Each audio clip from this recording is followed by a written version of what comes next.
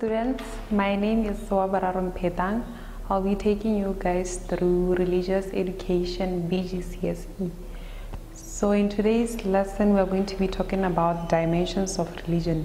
We're going to start by comparing the dimensions of Oriental and Judeo-Christian as stated by Nihan Smart.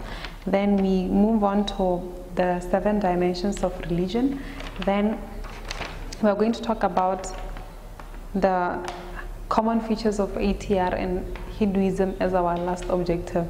So starting on comparison of Oriental and Judeo-Christian religion as stated by Nihan Smart.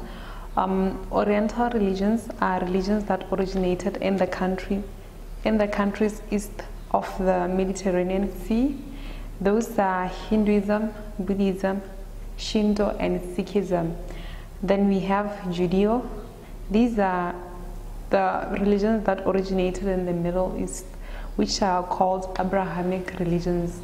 They are called Abrahamic religions because Judaism is the mother religion of those religions. Examples are Judaism, Christianity, Islam, and Baha'i faith.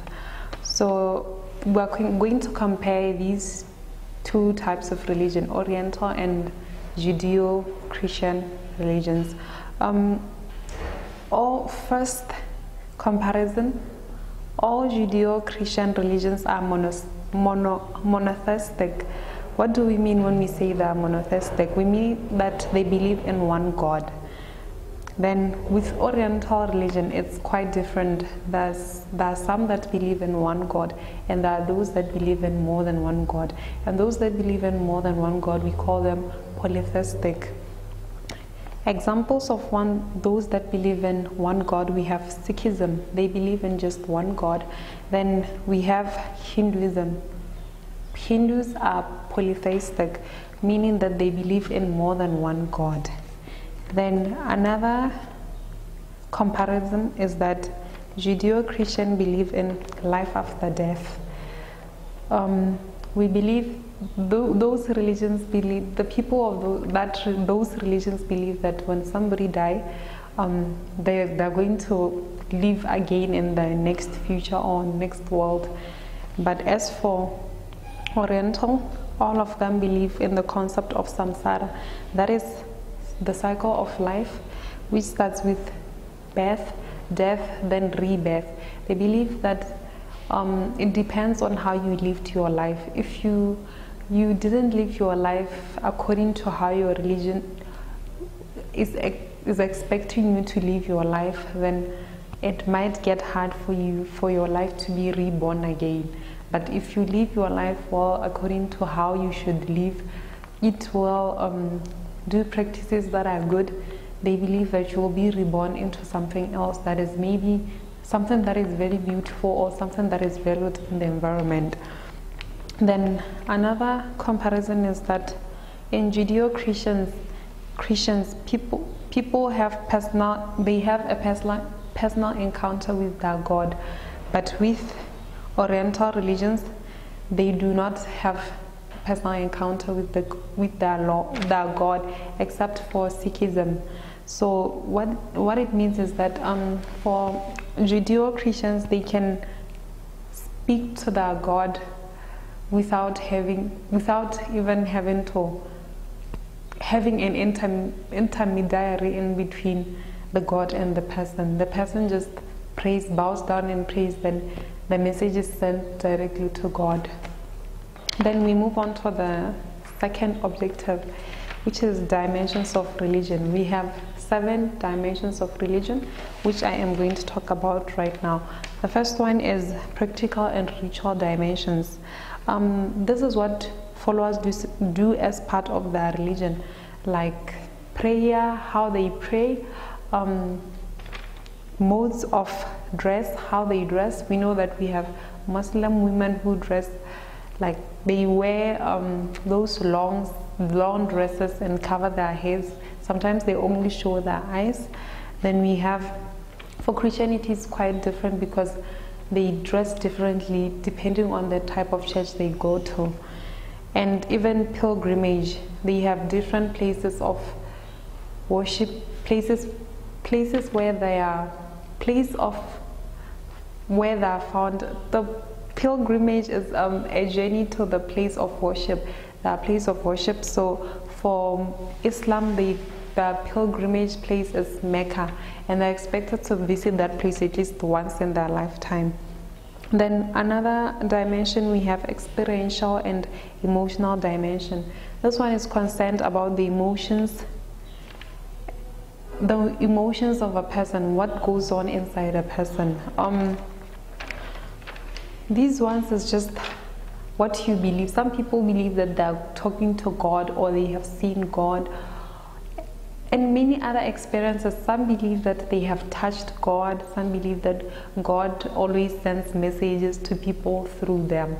We know there are some people who, and they believe that for you to speak to your God, you have to be very spiritual. It's not everyone who can speak to God. Then our third dimension is the narrative dimension. This is what is learned from stories. For example, we have the story about Jesus Christ, how he was born, how he left this planet, how he died and woke after a couple of days, 3 days, and many other things. Then there are also stories about Muhammad, founder of Islam, how he became a prophet, and how he spoke about Allah sending some messages to him so that he can pass them to his people. Then another dimension is doctrinal and philosophical dimension. With doctrinal dimensions is the intellectual components of religion. For example, we are talking about the systematic speculations about God and God's relationship with human beings. Then we have ethical and legal dimension. This one is what is good. This one is focused more on the good and bad side of human life or religion. This one tries to guide human behavior. For example, we have the Sharia laws that Islam, which guides people on how to live their life. We have the greatest commandments at Christianity. We have the golden rule at Christianity. These are the things that try to guide people's behavior and try to make people live their lives equally without judging or hating other people. Then another dimension, we have the social and institutional dimension. This is how people interact, how people's interactions are organized as part of their religion. For example, how people socialize at their churches or mosques, how people for ATR they have totems that guide people's behavior, guide them how to socialize. Then the last dimension is the material dimension. This one is the physical forms in which religion is embodied. For example, church structures, we have different church structures depending on the type of religion. We know that we have Islam, they have a crescent, moon and star at the top of their buildings.